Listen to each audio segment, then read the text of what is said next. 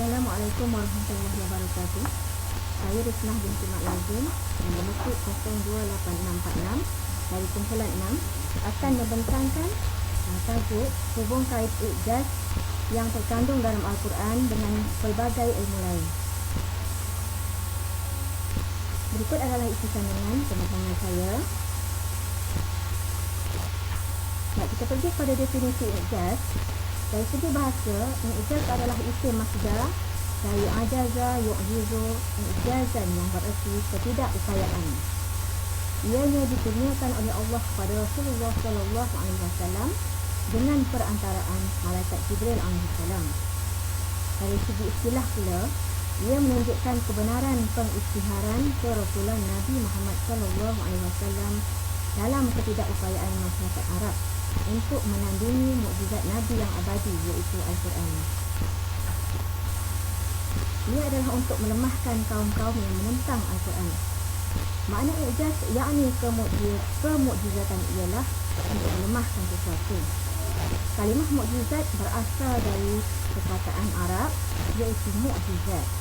Kata asalnya ialah ajaza yang bererti lemah. Dalam bahasa Arab, jarang sama sekali digunakan kalimah atau rangkai kata mukjizatul Al-Quran.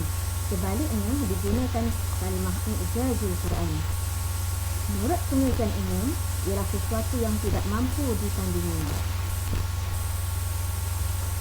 I'jaz yang pertama ialah i'jaz al-ghaibi, iaitu berita ghaib. Yang pertama ialah bermula penciptaan alam dan Nabi Adam alaihi salam sehingga kebangkitan Nabi Muhammad sallallahu alaihi wasallam. Contohnya peristiwa ataupun kisah Nabi terdahulu seperti penjagaan Nabi Zakaria terhadap Maryam. Yang kedua, juga semasa ketiadaan Nabi Muhammad sallallahu alaihi wasallam pada waktu berlakunya sesuatu. Contohnya ialah dilarang berbisik-bisik kerana dikhawatiri akan menimbulkan fitnah. Dan yang ketiga ialah termasuk apa yang berlaku pada masa akan datang. Contohnya, cabaran mendatangkan surah seperti Al-Quran. I'jaz yang kedua ialah i'jaz tasyri'i, iaitu perundangan. Al-Quran mengandungi pelbagai peraturan hidup yang sangat diperlukan oleh manusia, iaitu undang-undang Qurani yang khusus. Keseluruhannya menggambarkan undang-undang Quran mencakupi kesemuanya. Ia merangkumi semua aspek kehidupan, hubungan dengan diri sendiri dan hubungan dengan Allah. Ia sebagai bukti kebenaran Al-Quran ini dari Allah Subhanahu Wa Taala. Ia dibawa oleh seorang yang buta huruf. Sebab yang ketiga ialah i'jaz at-tibbi ataupun kedokteran. Seorang doktor warga wanita Amerika mengakui kebenaran kepastian yang disebutkan Al-Quran dan dijelaskan Rasulullah sallallahu alaihi wasallam lebih dari 14 abad silam. Kebenaran tersebut ialah bahawa di dalam madu lebah terdapat kandungan ubat untuk manusia. Pada tahun 2002, seorang warga Amerika pengidap diabetes telah mengalami kemalangan yang menyebabkan luka parah di kakinya. Walaupun telah pelbagai rawatan telah dijalankan, tetapi tetap tidak sembuh. Sehinggalah Dr. Jennifer menyarankan beliau menyapu madu lebah pada luka tersebut. Akhirnya beliau pulih seperti sedia kala.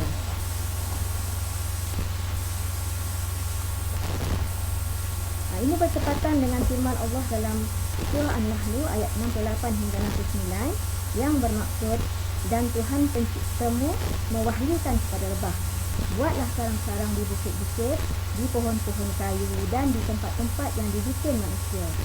Kemudian makanlah dari tiap-tiap buah-buahan dan tempuhlah jalan Tuhan yang telah dimudahkan bagimu. Dari perut lebah itu keluar minuman ataupun madu yang bermacam-macam warnanya. Di dalamnya terdapat ubat yang menyembuhkan bagi manusia. Sesungguhnya pada yang demikian itu benar-benar terdapat tanda kebesaran Tuhan bagi orang-orang yang memikirkan. I'jaz yang seterusnya adalah i'jaz al-falaki ataupun astronomi. Iaitu contohnya matahari dan bulan mempunyai orbit yang berasingan. Ini semua telah dijelaskan dalam surah Yasin ayat 40. Bismillahirrahmanirrahim. La syamsu yanbaghi laha an tudrikal qamara wa lal layli sabiqun nahar fa kullun fi falakin yasbahun. Maksudnya, matahari tidak mudah baginya mengejar bulan dan malam pula tidak dapat mendahului siang kerana setiap satunya beredar terapung-apung di tempat edaran masing-masing. Matahari bergerak dengan kecepatan luar biasa yang mencapai 720,000 km per jam ke arah bintang Vega dalam garis edar yang disebut solar effect.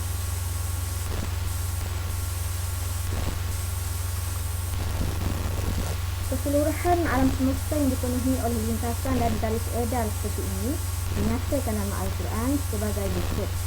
As-sama'i zatil hubub.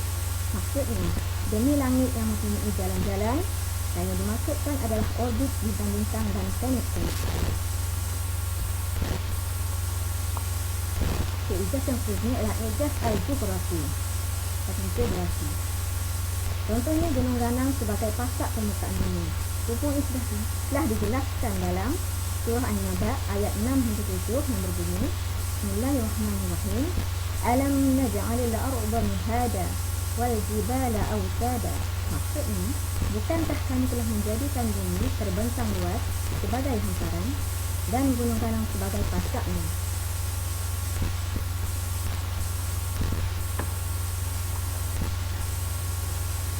Ijaz yang keenam ialah ijaz at-tabi'i, iaitu fizik.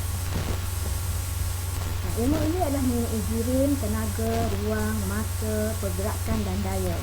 Ia merupakan asas pada kimia, biologi moden, sains bumi dan teknologi, kejuruteraan, perubatan moden dan teknologi komunikasi dan maklumat bergantung erat pada kemajuan fizik.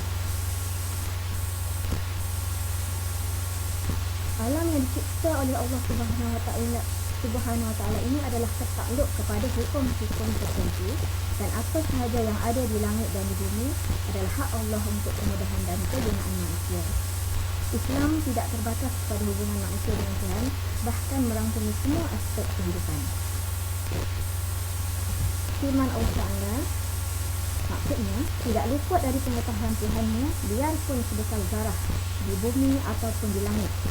Tidak pula yang lebih kecil dan tidak yang lebih besar dari itu, melainkan semuanya tercatat dalam kitab yang nyata, iaitu Lauh Mahfuz.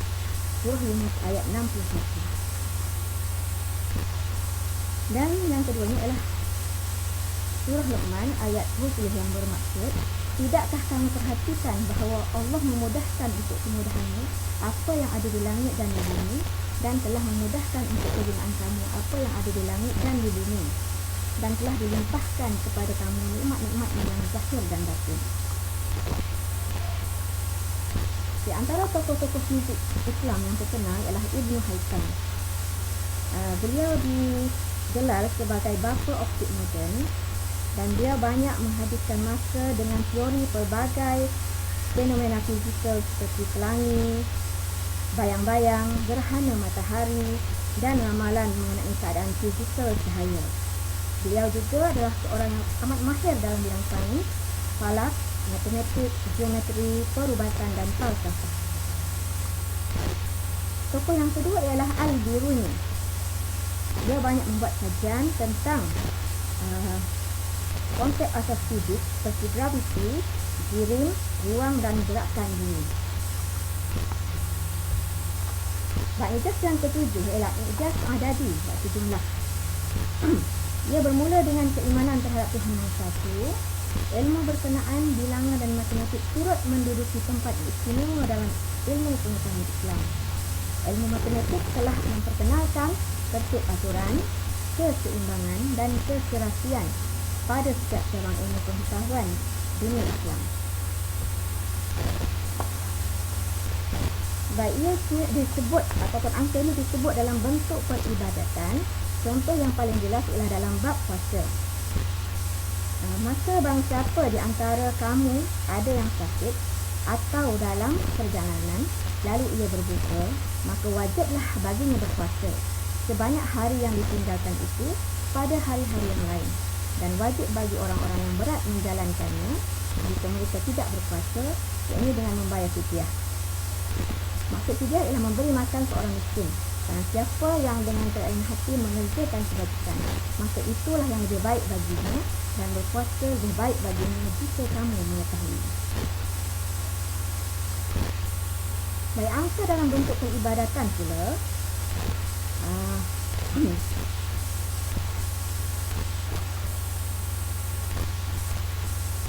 Hai Nabi, apabila kamu menceraikan isteri-isterimu, maka hendaklah kamu ceraikan mereka pada waktu mereka dapat ataupun menghadapi iddahnya yang wajar, dan hitunglah waktu iddah itu, serta bertakwalah kepada Allah Tuhanmu.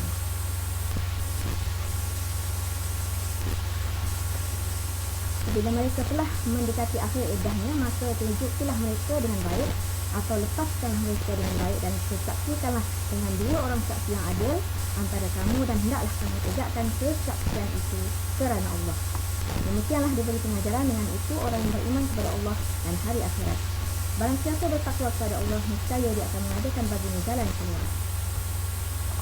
Baik, ijaz yang ke-8 iaitu ijaz lughawi, dari bahasa, penggunaan lafaz yang indah untuk menyampaikan maksud sebenar tanpa menambah ataupun mengurangi antara lafaz dan makna. Segi nazam, susunan huruf dalam setiap patah perkataan, susunan perkataan dalam setiap ayat, susunan ayat dalam setiap topik, kaitan sesuatu ayat dengan ayat yang lain dalam topik yang sama, cara penyampaian ayat-ayat tersebut dalam susunan ayat yang indah dan menarik supaya maksudnya sampai kepada pembaca. Dan uslub lebih luas dari nazam kerana ia wujud dalam himpunan ayat. Contoh uslub penggunaan di dalam syair ataupun puisi, nasar, prosa dan juga sajak. Kemujizatan Al-Quran yang dapat melemahkan orang Arab untuk menandingi Al-Quran, padahal mereka sangat terkenal dengan pakar bahasa, syair dan sebagainya. Namun begitu, mereka tetap tidak dapat menandingi bahasa-bahasa yang terdapat dalam Al-Quran.